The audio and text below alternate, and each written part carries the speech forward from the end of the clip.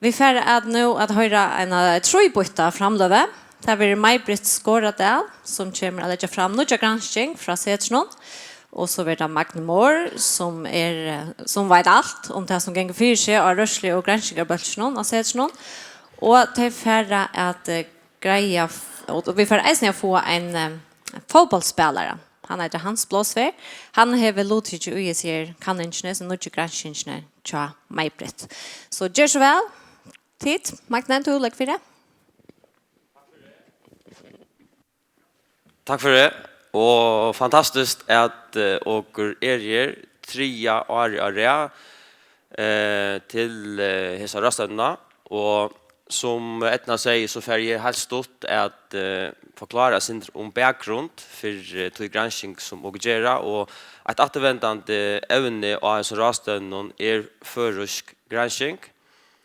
Det å si at hver år så det noe kjørselig som har lukket fram, og jeg er ferdig at snakke sinter om dette vi helse fotball til hvordan jeg har brukt en idrettsgrein til at utvikle treningskonsept.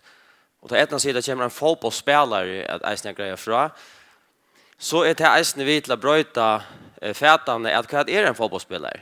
Så at ofte halte åker at en fotballspelare, en håndballspelare, definisjonen på det vi ikke diktere av hæsson, slænen av fotballet. Og men hatt jo bare 1%. Så man hikker også noen fotballspillere i verden, så hatt 1% av fotballspillerne i verden til 95%. Hinn 95% som man ikke kjenner så vel, i eisen fotballspillere. Selv om det ikke kappast at de store scenen. Så de fotballspillerne som man sitter her, i eisen fotballspillere. Og bara för att träcka efter och att här vi att idrotter heilevaver eller exercise is medicine. Så det är något som började i 2006 här man visste första för att man äger att bruka idrott, träning, fysiska träning som part av vitjerne av de stora lustsjukdomen. Sedan så får man ut och säger öliga kraftigt att det här folk som i stand för leirreglon, behandlingsleirreglon i USA. Exercises, medicine, and physicians needs to prescribe it. Og seiten några år seiten lite många där kanske helt uppa samfunnsvidskifte man säger sports seems to contribute to the health of nations. Så detta flutcha center och för ju höger där arbeidsrettelig hardt for at oppbygge et granskingar tøyme i idrottet. Her og bare granska i eliteparten, i badnaparten, i folkehelseparten og i medisinska parten. Og det fantastisk at dere kunne hava et så stort tøyme i en idrettsgransking i det første samfunnet. Og i samband vi, det som Maj-Britt vil snakke om, så samstarver eisene vi alt som var granskere, og åker sida med Anna og i hesten her, alt som var fellesskapen som hever et randene, eller styresposten som hever på for de fleste økene i verden. Og så arbeider vi tett sammen vi hender granskerbåten som graver her. Så det blir et størst ting som blir i 2003, her og av tilvilt visste i en prosjekt at noen heimløse folk i Kjøpmannhavn som spilte fotball hver for vikene, utan at jeg blandet ikke på. De spilte bare spillet, det litt av spillet. Forbedret ikke utrolig nok. Og så mente det ikke til at dere gjørte gransking i årene heter en tøyerlinje. Først vi åtrener folk, så får gå til pasienter, til bøten, til store internasjonale studier, og nå til studier som rekord ganske mer av samfunnsplanet. Så har vi parallelt ved til utgivet en rikve av Wisnalion Greinon, og ser rikere som har haft imisk fokus. Først så foregår ut i 2008 og sier fotball kan brukes til å firebygge sjuk. Några år sedan så sitter jag och kunde bruka man säga visendaliga provförst till att säga fotboll kan brukas till att behandla sjuker vi. Och i 2018 startade jag sån här fällskap som kallar Football is Medicine som är en internationell fällskap som visste det att det är evigt i storsporten. Här och inte bara arbetar med fotboll men vi handboll, basketboll, men primärt vi li utåt grejen tog att och halta att potential i li utåt vi till sociala interaktioner. Här arbetar ut från self-determination theory som Albert Einstein syndrom till att röna att utveckla det som vi kallar för sportskoncepter och utråtta koncept som är för alla dessa bolkarna som gräver här upp. Och gräver årliga rastavner hörde jag ena här i 2020 och vanta att i 2030 så får att ta dessa rastavner åter till förr. Och dessa koncepten är så ment till att kunna alltså translatera till gränser som går här till praxis och så jag har skriva här som manualer och har just träningsstudier alltså vänjingarstudier så nu kan du föra och ta ett vänjingarskai inte hur du tränar inte avvänjingarskai eller bevänjingarskai hur du bara tränar eliterna men en vänjingarskai om hur du kan träna till de patienter böten folk vi sårbarhet generellt. Och i lötene som Albert Einstein nämner arbetar vi att göra ett tillbud till diabetiker så att man kan omsätta till granskning som vi har till praxis. Så hade jag sin bakgrund. Vad det ena jag skulle säga och för att ge ordet till min kära kollega här, Maj-Britt.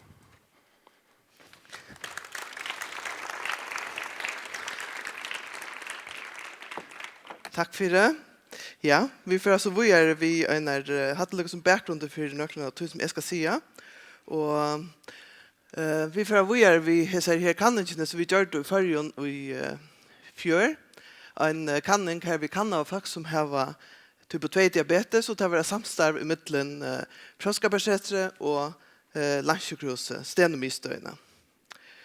Och ja, så i vi kipa så vet vi till att eller ta se kanningar som gjort där som samlar och i metaanalyser och i reviewer att hälsofotbollsspelare som vi kallar det i förrjun ta hjälper på blodtrycket så snart att det fettler kolesteroldebattnar och vättamångden ökest och 5% mycket och konditionen ökest och beinagrunden styrknar. Det var flera kanningar vurs framan undan.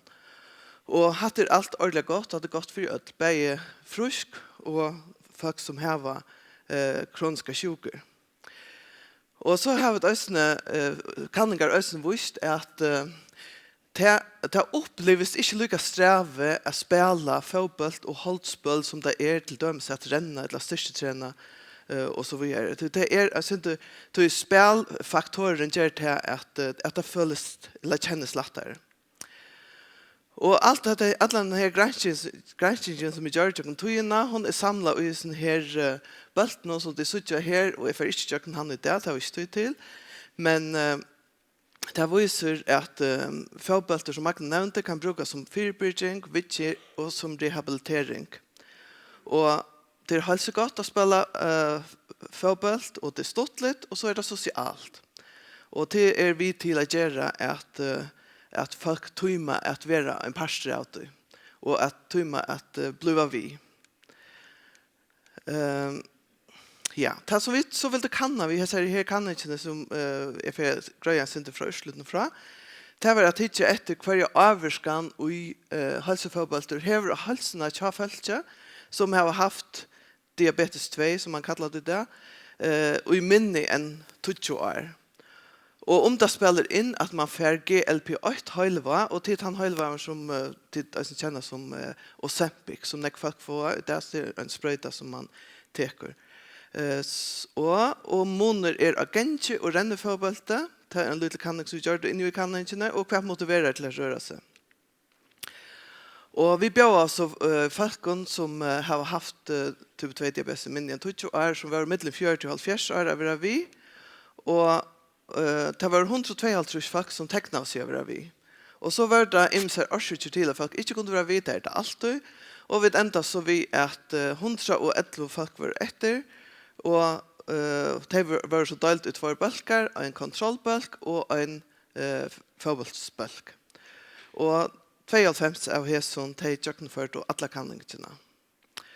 Och det matigar som vi gör då, det var att vi gör då skanningar av kroppen, det är DEXA-skanning, och vi gör då mating av kondition och blodtryste, fastande blodrönder i hopatale, vötta biopsier, spurnarblöd och akut respons matingar. Och så gör vi underbölka gröningar av om folk finner heter GLP-1 eller inte. Och så gärna tar vi gjort alla så här tester av folk i början så var det delt i två bölkar, en interventionsbölk och en kontrollbölk, och det spaltade så i första veckor, 2 stö i Färjön i norra parten av Färjön och i Havne. Och vi inte har fallit till att möta upp, tror jag från viken att vi inte så att få det att fungera, men det visade att medeltalet blev till tvär från vikerna i uppmötning. Och det blev självande spalt i ödlen veckret, det var det ju förvis man ska spela fotboll till förrän så må man gå in för att detta här inte är en hindring, och detta ska så säga att detta var en dag där man inte körde ur havn till höjvigar.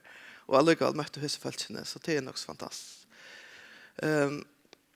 Och det var också gott väver så jag det och tar det stort lätt.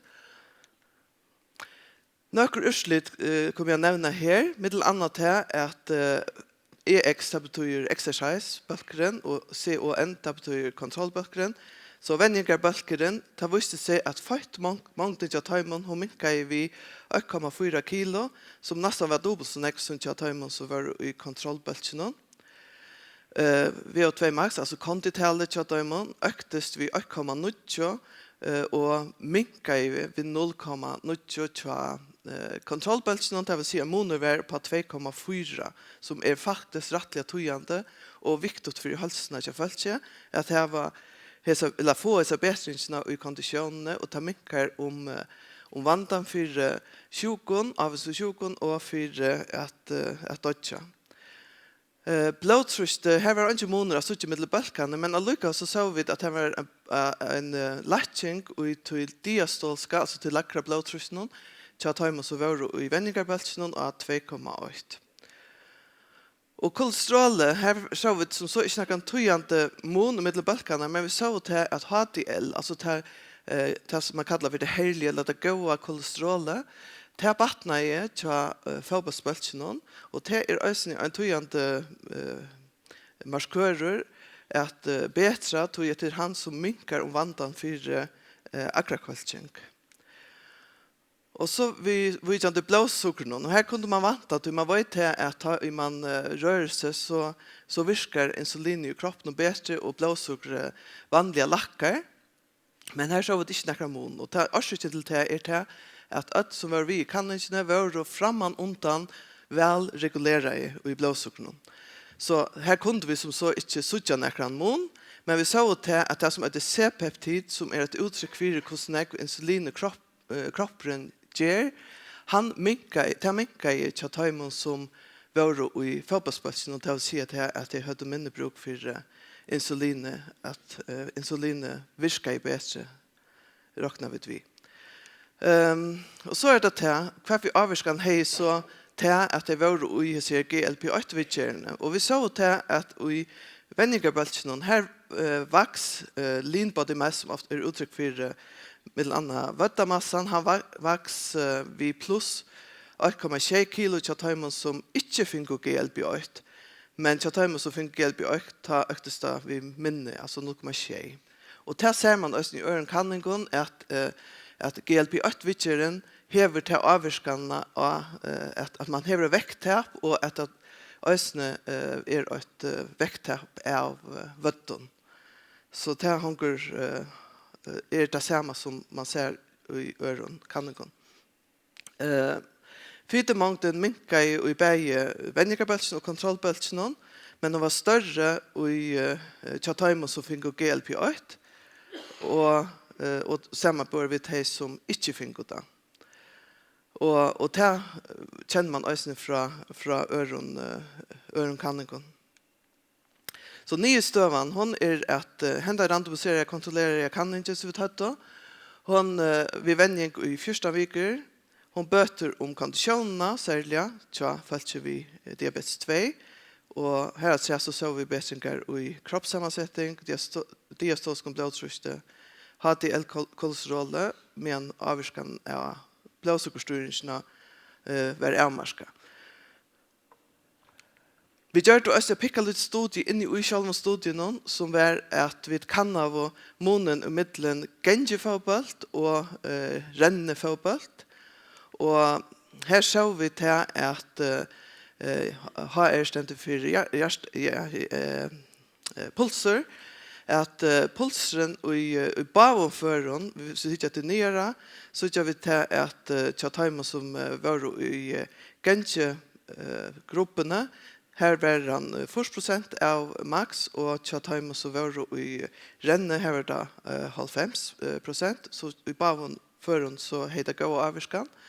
Vi sa også til at de rundt og rettene, vi vet ikke om det er tølene her, jo, 1830, den råvast her, i rennefotballsbølsen, og de som var i gengefotballsbølsen, de rundt 1600 meter. Og så det til, hvordan streve føltes det at vi var vi i hessen på, var det måneder om det var i genge eller i rennefotballsbølsen, og her så vi at det var ikke så rettelig store måneder, men det jeg synes straunar kjentes det tja timer som var i rennebølsen. Og så det her over flow, jeg kjenner seg, til kjenner kanskje alle hodet, over flow, jeg føler alle som at man i en velværende kjenslo. Hvordan følte det til om det var i genge, eller om det var i rennebølsen? Og her synes jeg det til at det lyktes faktisk rettelig i middelbølkene. Så begge kjentes vel. Ja. Her så var det av samme som populasjonene. Her var det gjort et intervju. Vi la 2 fokusbølkeintervju av 8 lodtekkere. Her man hugde etter hva motivere folk som har diabetes og var pastor av fysiskere trening. Og dette en grønn som kom ut som Sølfrus Gåradal, Sarita Vesterdal selv, og så Annika Helgadøtter har skrivet. Dette var masse rikker til Tømba første. Og utslutene de visste 4 høvestema til hvert og motiverede til 4 å være vi. Og ett var etter for avløringen av sjukene, altså komplikasjoner. Og det ofte det som folk som får stafest type 2 diabetes, de hugsa til hva det for avløringer, dette kan ha for meg.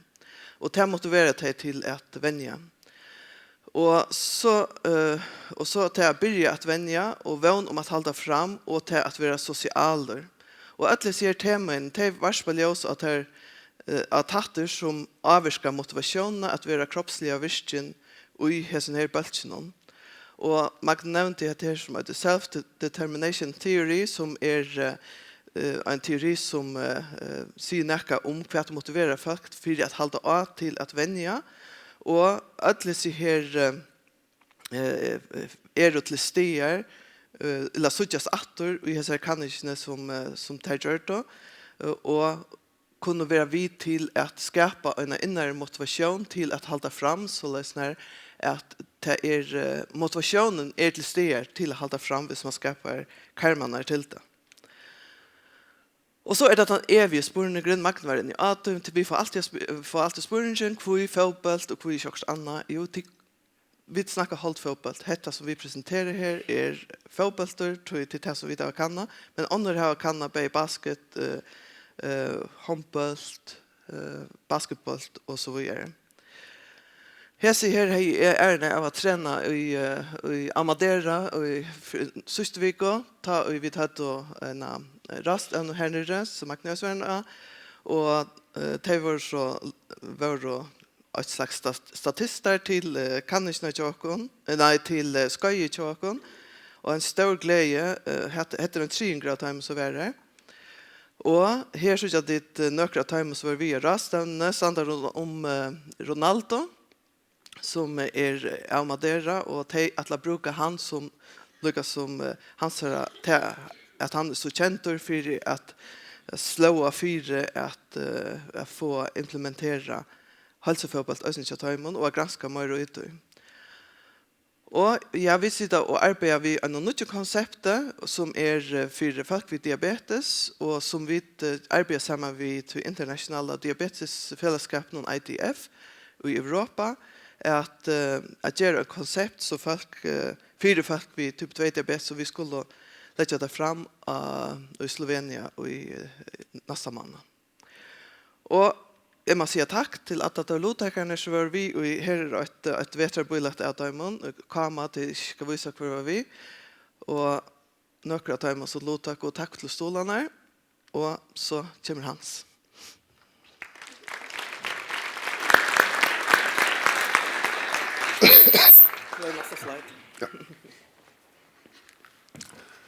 Ja, det är Hans och fotbollsspelare kan man säga nu. Och ta hända verka att han börjar ta varje 6,5 år och hej alla lustsjuker och diabetes typ 2 och man var så andas inte nervös till att tar man onkel så ordnar kroppen sig själv. Han kör bara och man är i form och så men så speklar de blir äldre och äldre så kommer det vara och jag är sort en appshående så sa jag kvillpulsen kommer handla om 8,3 och då är konstant att det är helt åren där uppe. Så jag visste att det måste göras också. Men det är otroligt riktigt att här vänja att man trött inte med arbete. Så blev Björn vi här bara och eller häpna komma vi och i den aktiva batchen, inte så har batchen, eller glad för det. Så hej man lyckas som en motivation att komma igång. Och jag tar det här vid att vänja och Raja var fysioterapeut och allt det ger och där spyr efter han skulle vara schysst och så. Man får ölla att säga man får hoa vara och ta det fotboll och ta det socialt så ger det några eikaisen till att möter upp för en passa linon. Och fotboll så säger kul fotboll alltså man har bollen ligger man sparkar till hans det ger man bara. Och att finna det och vi har inga regler vi spelar bara och offside alltså inte vi spelar och det är inte ändliga vatten där kan renna över hinanden och vad gör det. Det bara han som tumlar renna mest. Och det ger så dejligt och stottligt och flännande och folk gör forskjellig bort. Och sen tar vi møtt upp här så det ju alltså det som jag kommer med samma allsbakgrund folk som ska säga 20 eller 30 år knappt ja det kan sjunda skulle ska man samman så spelar jag fotboll natur är diabetes så jag stottligt så har vi dock fel. Så det är det har en gott upplevelse av vi i sån projekt någon och det har stottligt och fläkten och vi spalte Torsvöll och ett ljus någon här och man följde sig som Maradona man rent över Maradona. Och det har stått lite här att hinner renna lugga sagt som till. Så man kan gott försköta så att man ser för tränar inte så är nog attast. Men här är det lugga gånger som att hinna. Det är fantastiskt det är jämställdhet. Men det snedde till att hötte var en här som var 20 år och benen det var att man rann och benen kom långt rättra. Så det var det var en motbräcke fisken eller tungt.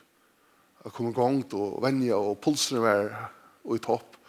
Och gör det som gänger fotboll, men helt faktiskt att jag gick för köttet fisken till att man fick sig skian eller skavanchen här alltid. I benchen här bakom knöven och allt i halsen och allt i mjötten och allt i ryggen och allt i armen och allt alla ställen så datt man som allt albuen. Så man vet som sagt vi körde vidare lugga väl till att vi tätta stottligt och det var ända mal vet du och spela fotboll det är stottligt. Hade det alltså och smaka till det blir bättre och bättre. Så jag vet att han luggat fram till mars och ta sig fysioterapeut med hans nu måste stäcka till att det farligt att det kan bli kroniskt där det knöen det är så vanligt och så vidare. Så jag stäcker ett tag och hade en paus på 6 månader till juni. Och så började jag åter till verkatlan var ända. Men här var nog få 12 cirka som vill köra vidare. Och vi 12 möttes åter. Och ta var allt i ordan. Att knöen sig. Bäknöen var ordan. Halsen där. Och ta bästa det hela det är att som är så det så att kan ränna att det blir så kunde inte ränna jag kunde ränna med fast skritt och så man där. Nu kan det gå ränna att fram det är snedigt och fantastiskt dejligt. Det för mig är det största och bästa slit. Och så har vi att här vi kan andra slit där till kvilepulserna, att det är snett att sucha hur knappt toppen är av fjärs i august och i 25. Och tar räk ner kvilepulsen bara ner och undertrush. Och jag följer med snäckbet fyr på alla matar. Och jag har inte någon nerver om att ta för att gänga och klara nästa resa.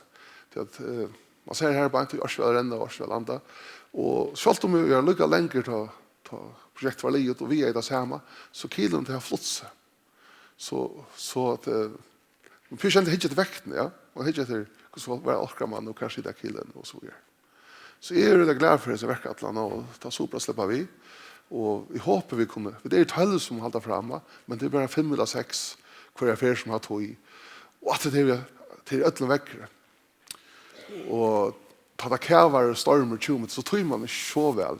Det är stått lävast av en vänjare, så säger Hans, nu kommer då, att annars för sys kommer, så kunde vi inte.